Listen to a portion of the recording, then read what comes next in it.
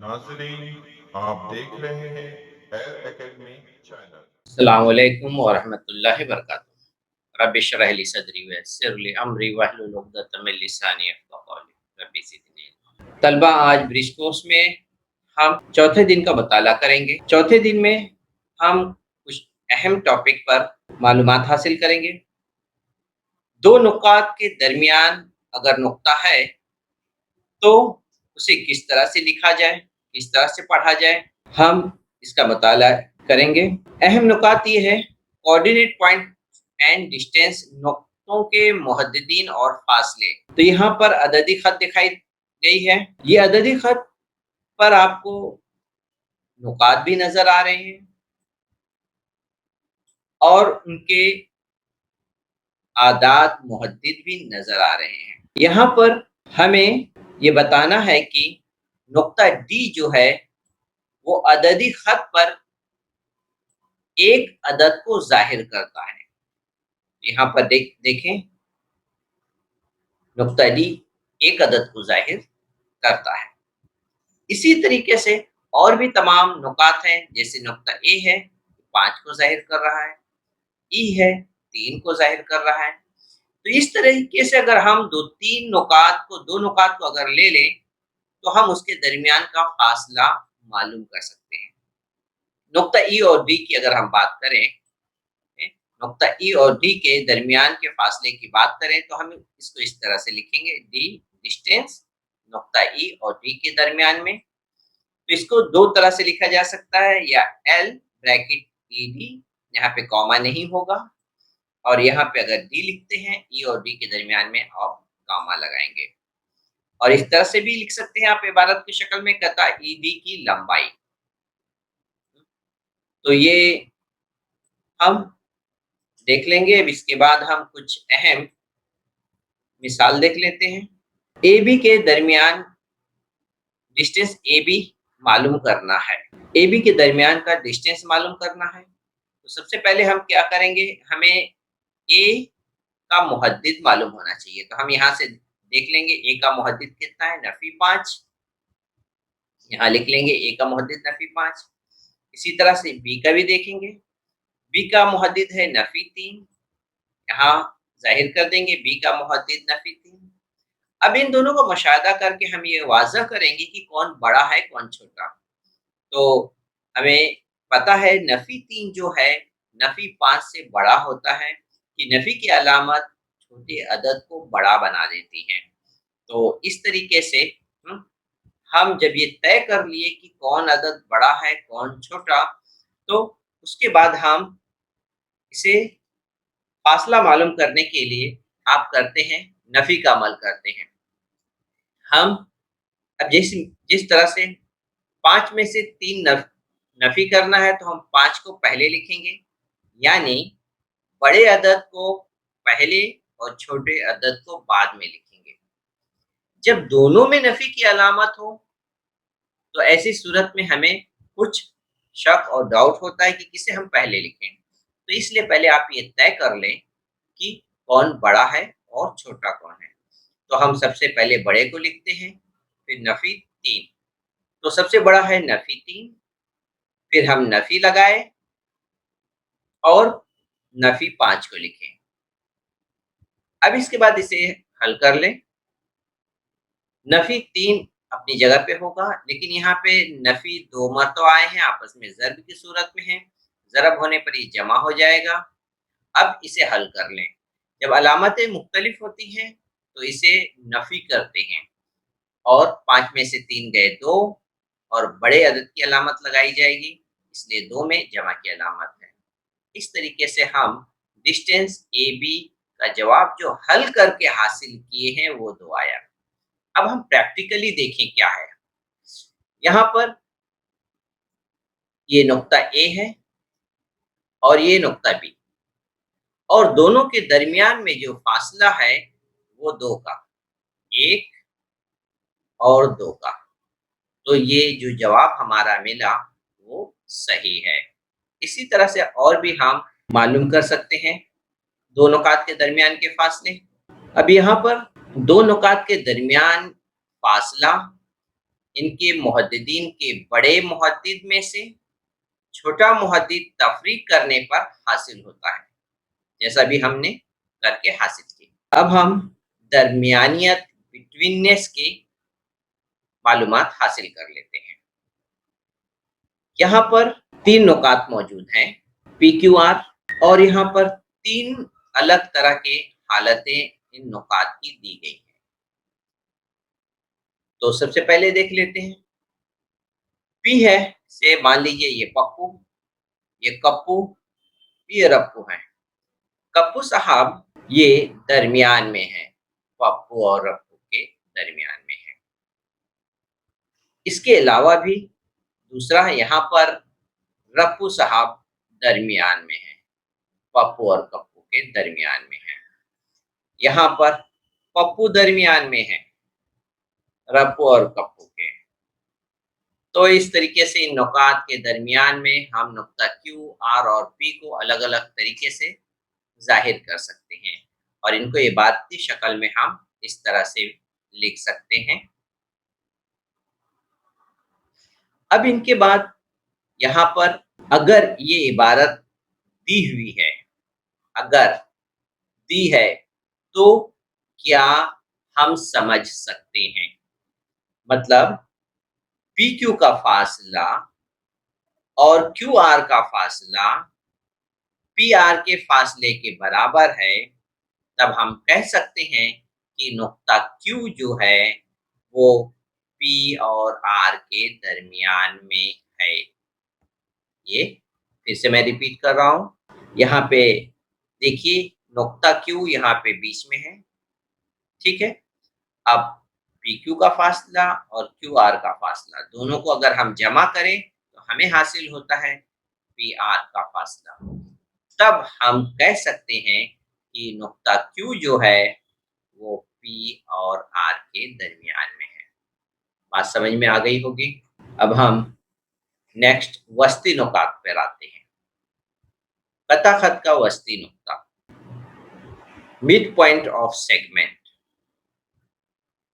यहाँ पर ये इबारत ये जाहिर कर रहा है कि नुक्ता M जो है A और B के दरमियान में है। तो हम यहाँ पे कता खत पहले बनाएं। खत और कता में फर्क है। देखिए ये है खत, ये है खत, और अगर आप इस तरह से बनाते हैं और यहाँ पे A का नुक्ता और B का नुक्ता लगाए और M का नुक्ता लगाए तो ये आपका गलत हो जाएगा। इसे हम कता नहीं कहेंगे, ये कता नहीं है, ये खत है। तो इसलिए आप ध्यान रखिए, कता और खत में फर्क जानिए। अब इनके दरमियान नुक्ता M मौजूद है और वो भी दरमियान में इतना कि दोनों के दरमियान का फासला भी बराबर है, यानी AM अगर 5 सम है तो M से B का फासला भी 5 सम होगा। तो ये वस्ती नुक्ता इसे कहेंगे कब, जब दोनों के फासले बराबर और मसावी होंगे। इसके बाद हम मश्की सवालात कर लेते हैं। यहाँ पर 3 सवाल पूछे गए हैं। पहला सवाल देख लेते हैं। एक अददी खत पर 3 नुकात दिए गए हैं ABC और वो इस तरह वाक़े हैं AC 10, CB 8, तो डिस्टेंस AB मालूम करना है। पहले हम यहाँ पे एक खत बना लेते हैं, अददी खत। ये अददी खत हो गई और अब हम ये नुक्ता बना लेते हैं, उनके नाम ले लेते हैं। ये हो गए B, C और ये A। अब यहाँ पर AC का फासला जो दिया हुआ है 10, तो हम इसके बीच में लिख लेते हैं 10, और BC का फासला है 8, यहाँ पे लिख लिया 8। मालूम करना है A और B के दरमियान का फासला, यानी यहाँ से यहाँ तक का फासला हमें मालूम करना है, ठीक है। अब इसको लिखने की तरतीब देख लेते हैं कि किस तरह से लिख करके हम इसे मालूम कर लेंगे। तो पहले डिस्टेंस AB बराबर होगा डिस्टेंस BC जमा डिस्टेंस CA।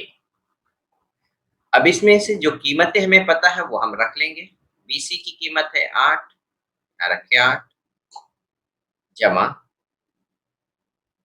AC और CA की कीमत है यहाँ पे 10,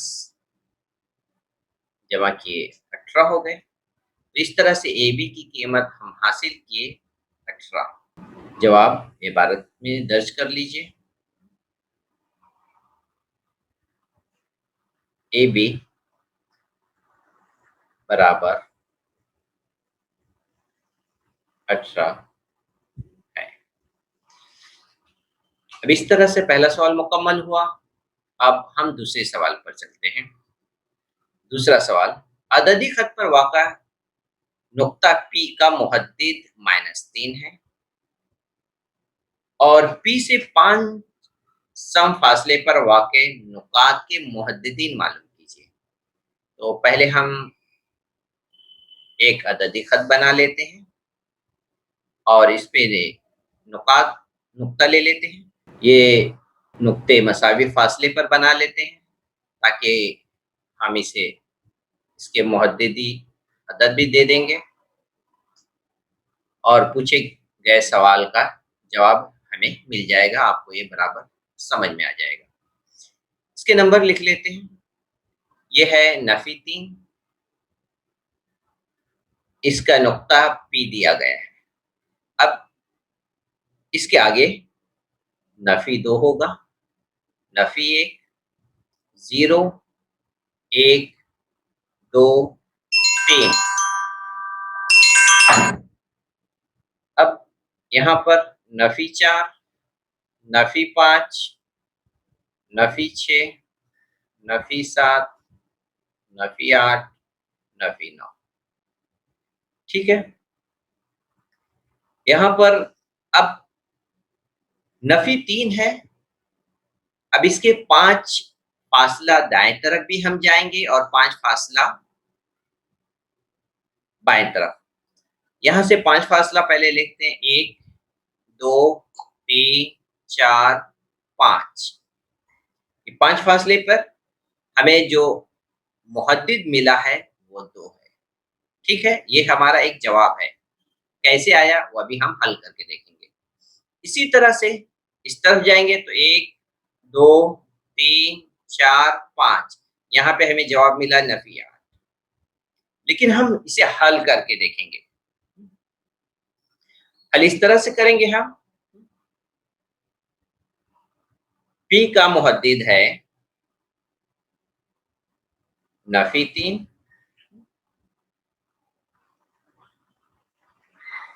5 फासले पर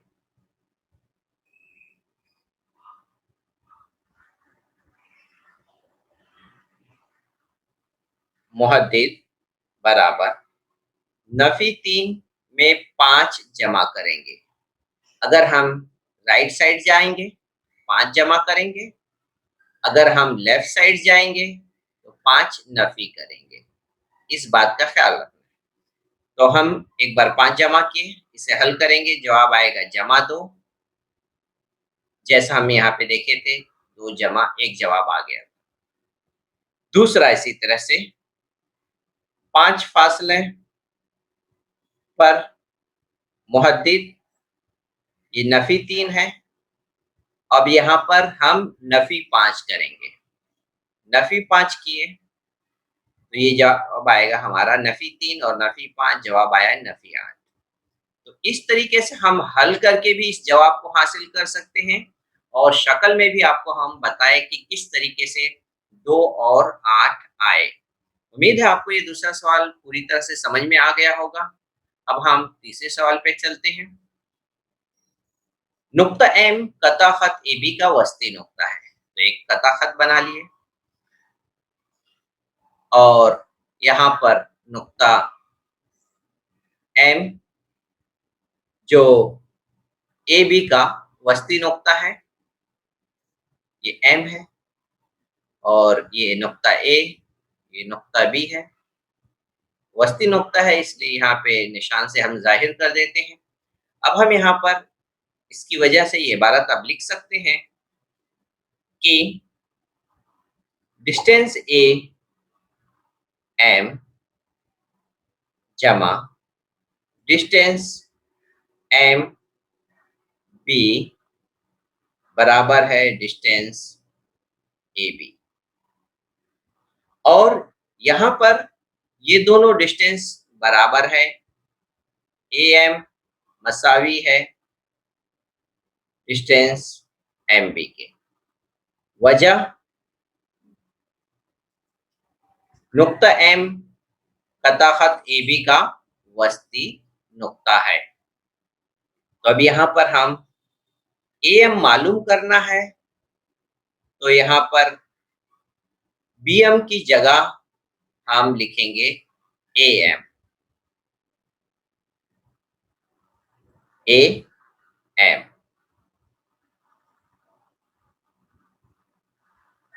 अब ये दोनों सेम है, इसलिए हम 2 बार लिख सकते हैं।